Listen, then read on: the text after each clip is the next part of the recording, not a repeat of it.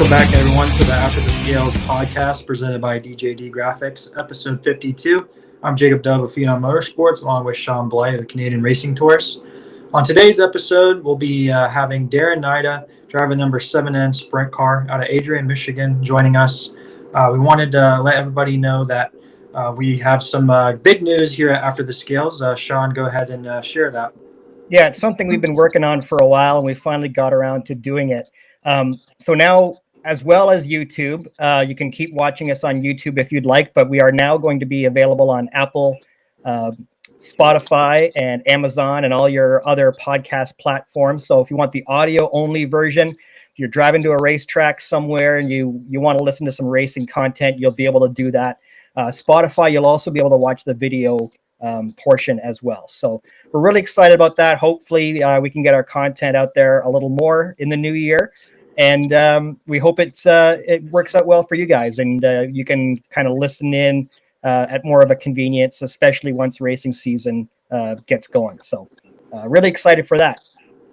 Yeah, and if anyone wants to watch or listen, all the links will be down in the description. And as well, you can go to our Instagram account and go to our links in our bio, and it'll take you straight over to Amazon or Audible, any platform that you want to listen on. So that's exciting. And then also we wanted to talk about DARIN because he's coming off a great year racing. Obviously, coming from Michigan, he's got a lot of good, talented drivers that are kind of regional based up there. Obviously, Butler Motor Speedway is a big racetrack up there. He had a successful season, but we're really excited for him because in 2025, he was one of the first people to commit to the All-Star Circuit of Champions with along with Cody Bova. So, and then Devin Borden just committed not too long ago, who we had on this podcast as well. So we're looking forward to talking with DARIN, and we're pretty excited to talk to him.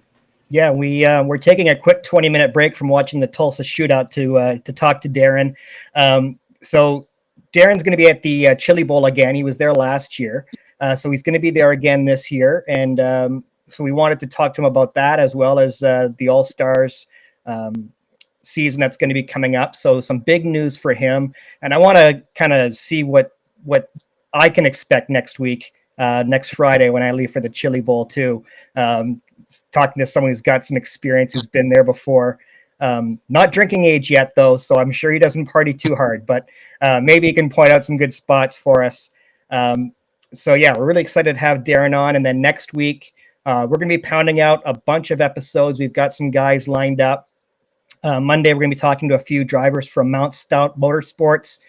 They've got about, I believe, 5 cars, something like that. So we're going to have a couple of their drivers on, and then hoping to line up some more guys later in the week. So stay tuned. I know it's not racing season for most of North America, but we do have a lot of racing content coming here in the winter months. So hope you guys enjoy. And we're going to be right back with DARIN NAIDA after a word from our sponsor. After the Scales is proudly presented by DJD Graphics. From commercial and personal vehicles to racing bikes and cars of all makes, models, and disciplines, DJD Graphics can fully customize your vehicle to suit your needs. For more information, contact DARIN and visit his website at www.djdgraphics.com. Tell him Shaun and Jacob sent you to receive special rates. All right, and we're back with DARIN NAIDA. DARIN, thanks for joining us on the podcast today. Yeah, thanks for having me on. I really appreciate it. So me and Shaun were talking about how you joined the All-Stars for 2025, which is really exciting. But before we get into that, we wanted to kind of recap your 2024 season, kind of talk to us about some of your highlights and some of the things that really stood out to you from this past racing season. Yeah, we had a pretty good year. Won, I think, 4 races. Ran quite a bit, just all across the board with High Limit, the Outlaws, a lot of Attica, Fremont, just some local stuff around Ohio, and quite a bit with the Fast Group and Maverick. Felt like we had a good year, learned a lot. We were able to win down at Lincoln Park with the Maverick Group. Raced quite a bit with T-Mez that night, so that was pretty fun to race with him and to come out on top. And yeah, we learned a lot. Went to a lot of new racetracks and had a good building year. Yeah, so DARIN, I don't get to see you race a whole lot. We saw you at the end of the year at Charlotte. You made the show one of the nights. And you know that race is so tough. I think Donnie Schatz was in the B main all 3 nights. Like, how tough is that? Like, what do you learn from an event like that you can take forward into 2025? Yeah, it was tough. I think I learned the most just racing with those outlaw guys. You got to be 110% every lap, right? And especially like even in a B main, right? The last night I was racing with Gio Selzy, and we weren't even racing for the transfer spot, and just hammering as hard as you can go, 6 inches off the fence, banging off the fence in 3 and 4, just wide open as hard as you can go. And right, you think you're racing for a win or something, going that hard, and we're just trying to get into the show. So that's probably what I learned the most, was just even when it later in the night when it gets slick and wide, you just got to be able to go out there and run as hard as everybody else, if not harder. So just trying to race at that pace and learning how to race at that pace is what did a lot for me. And Darren, you're a young driver yourself, coming up through the ranks and now taking a big step in your 410 wing career. Talk about some of the other racers that you've competed against that may have gave you some pointers or kind of led you on this path to getting up into now going to the All Stars in 2025. And I'm sure some of your goals are to reach maybe the Outlaws or High Limit one day. Yeah, I feel like during my progression, I learned quite a bit from the Linder brothers, between Michael and Steven. I was lucky enough to work with them during 2023 when after Cole Macedo moved on to the Tarleton 21 there at the end of the year. And yeah, I learned a lot from them just about what it takes to compete right out of the gate, and how you got to be 110% and qualifying, and that those 2 laps really set up your whole night. I learned a ton from them, just not only about racing, but about what it takes to have your stuff maintained the way you need it to be maintained, and the work ethic you need to be able to do this. And if you want to do this full time for a living, I learned quite a bit, probably from Joe Gertie and my dad too this year. I was lucky enough to have Joe come race with us about 10 times when he wasn't busy out at Knoxville with Alex Hill, and I learned a ton from him. He's so knowledgeable. He's done so much in his career, not only as a crew chief but as a driver and an engine builder. He just knows kind of every side of the sport. So being able to work with him was really valuable for me. And yeah, just kind of everybody along the way. I learned a lot off just going and asking people questions in the pit area after heat races. And like, I remember when Cole Macedo was back in Ohio still, I would ask him if he could watch my heat race after he got out of the car, and just give me a couple pointers. And that was really valuable when I was just getting going. So there's been a lot of people that I'm really thankful for. All right. Before we get into your 2025, you started talking about people you're thankful for getting you where you're at. For those who maybe don't know, you're a 4th-generation driver. Talk about your family's kind of history in racing and how you got started. Yeah, so I guess back from the beginning of my family history in racing, my great grandpa, his nickname was Wild Bill Nida, and he raced coast to coast. He was a trucker 7 days a week, and he raced 5 nights a week. He made it all the way down to Daytona at one point in time, I guess, which with what would now be the Xfinity Series. But we got a little document that talks about his lap time when he went down there to run with NASCAR on the beach, and he had some opportunities to go IndyCar racing, but he never went that route because he had a family and everybody was getting killed at that time. So he raced for quite a while. Then my grandpa John raced for I think 32 years, and my dad raced for just over 25 years. And when he wanted to hang up the helmet, I knew I wanted to get going. And moving forward to this year, obviously you're committed to the All-Star Circuit of Champions. It's pretty cool to see them back. I know a lot of people were devastated after High Limit took over and they pretty much got rid of the All-Stars. So it was pretty shocking that they were able to bring it back. So what are you looking forward to most to this racing season? Obviously, you and Cody Bovo were one of the first drivers to commit, and Devin Borden, who we had on this podcast too, just committed to run the full season next year. Yeah, I'm really excited. I'm excited to first of all see the All-Star name back. I'm thankful Rich Farmer kind of headed that operation and got the name back and actually did something with it too. It was really cool. So I'm really excited. Gonna get to go to a lot of new racetracks. I'm excited to go to Williams Grove and Lincoln for the first time, and we get out to New York. Me and my dad both are really excited to get to State Line. I think it's in July there, because that was one of the last memories I have of him racing. That was his last win was there, so I'm excited to get out there. And Ohio Speed Week's gonna be great. I'm excited Eldora's back on the Speed Week schedule. I'm excited to go to Wayne County a few times. There's just a lot of really good racetracks I'm excited to go to, and hopefully they get a couple more commits there, and we can have a good lineup of drivers to do it. So, Darren, there's a lot of different racing series out there. There's probably never been as many as there are right now in sprint car racing. I know geography obviously plays a part, but why the All-Stars as opposed to some of the other series?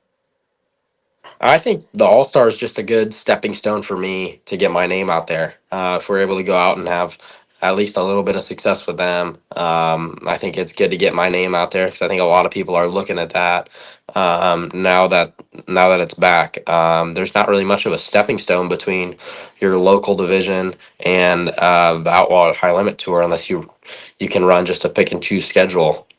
So it came down to, it was either fast or the All Stars, just with where we were at. It didn't make much sense to chase the power ideal, because then we'd be, I think the closest race is in Indiana, and that one's over 4 hours from us. So it made a lot of sense geographically for us to go with the All Stars, considering the majority of the races are in Ohio. And I'm excited to, even those Indiana tracks, I love them. I'm glad that the All Stars are going to Bloomington for that too. But that was just our main thing, was what would get my name out there the most as a race car driver. I one day want to pursue this full time. Obviously, I got to finish up my senior year of high school here, and then I would like to commit to being a full-time race car driver if the opportunity presented itself. And we just felt like the All Stars were the perfect opportunity for us to shine, to kind of be able to showcase me. Yeah, Darren, I really like talking about, how sprint car has evolved, because back in the day, there used to be a lot of just older veterans, and,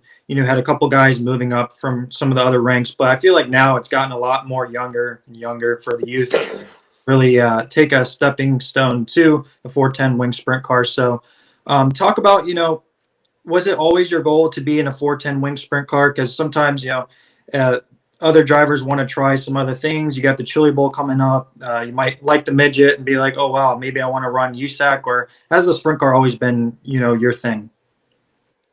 I think my goal has always been to be a wing sprint car driver for a living. I saw my dad, and I went with my dad when he was racing sprint cars for years and years and years, since I was just a little kid. It's funny because my one sponsor, Ackland Insurance, he talks about how when I used to go up to Canada with my dad when I was a kid, and just a little kid running around the racetrack, and now I'm doing it myself. But yeah, my goal has always been to be a 410 racer full time. It'd be cool to run the Outlaw deal or the High Limit Tour one of these years, if the opportunity presented itself. But I think right now I'm at a point to where racing anything for a living would be something I'd be super grateful for.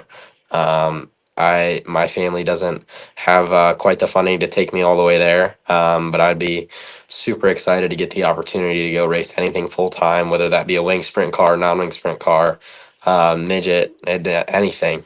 I'd just be grateful to run anything full time, and I love the midget stuff. I'm super excited to get back to Chili Bowl this year with Dan Binks and Mission Foods. But yeah, I think just anything full time would be something that I'd be very interested in.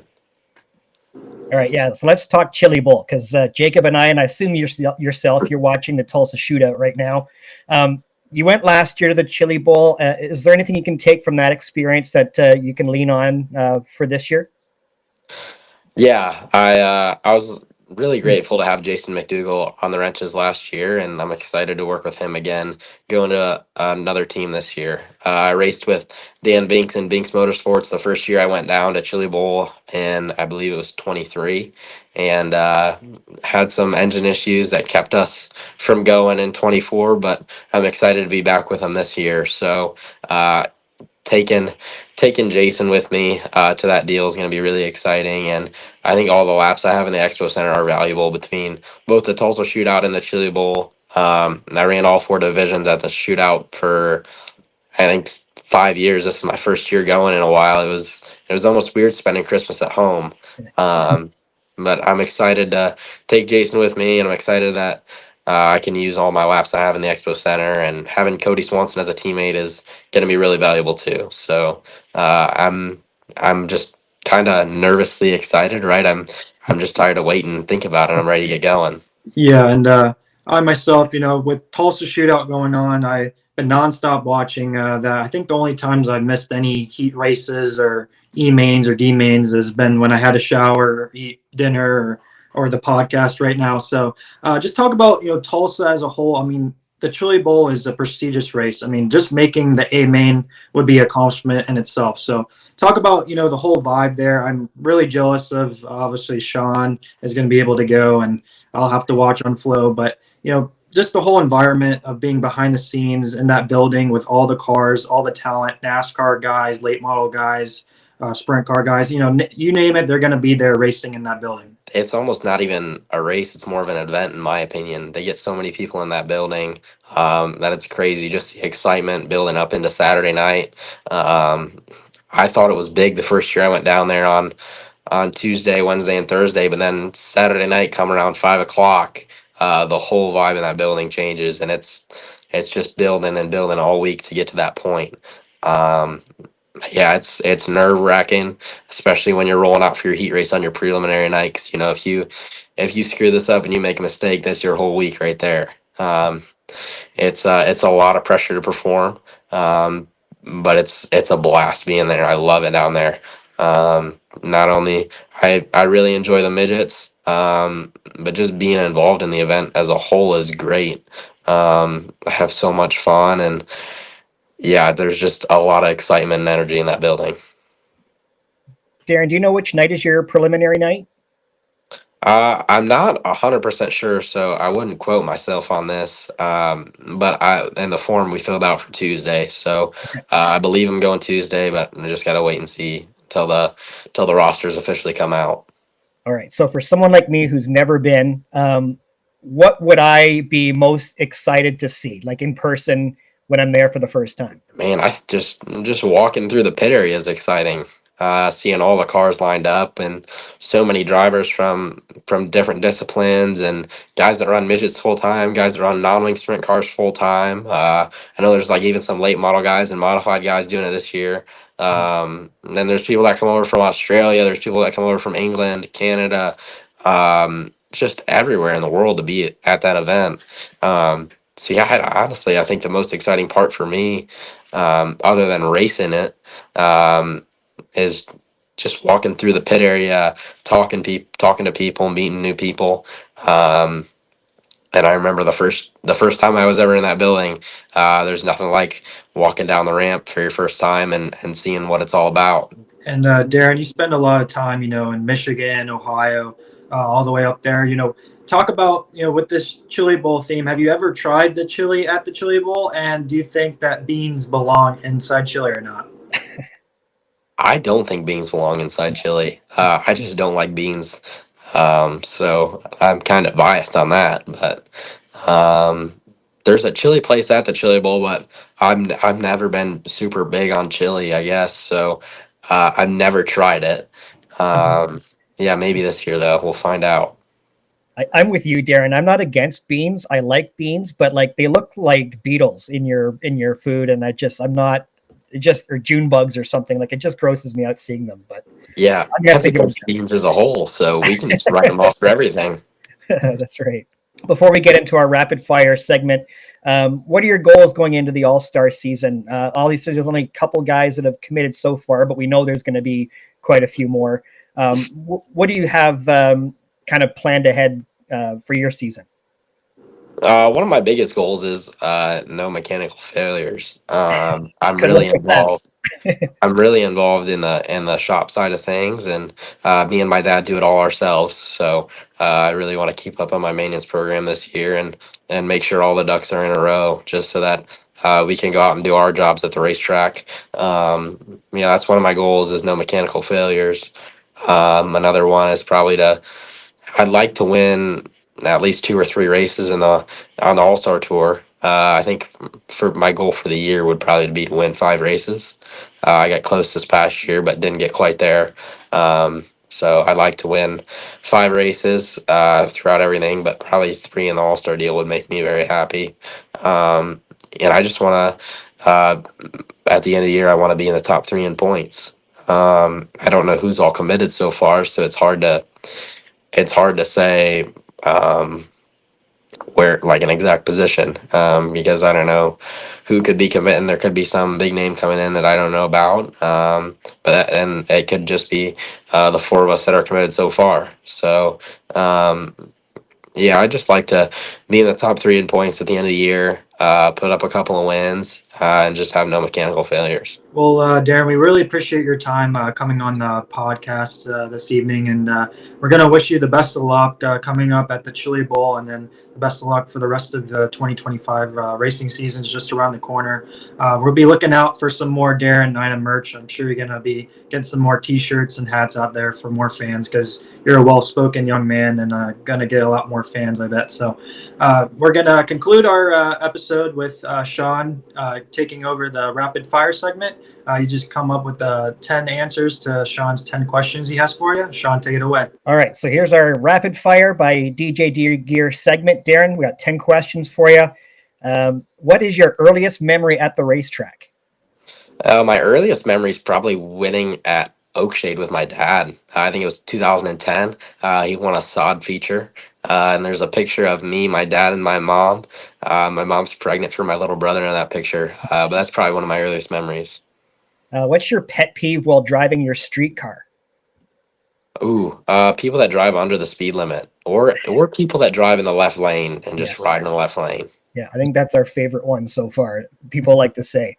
What's your favorite racetrack that you've been to so far? Kokomo, without a doubt. I love that place. Just qualifying against the fence wide open is a blast, and then being able to run the fence all night is fun on a little quarter mile. That's a bucket list for me. I haven't been there yet, but I've got to get there. Outside of your family, who are some of your racing heroes? Shane Stewart. He drove the Gertie and Tim Norman owned 3G when I was growing up, and I really looked up to him.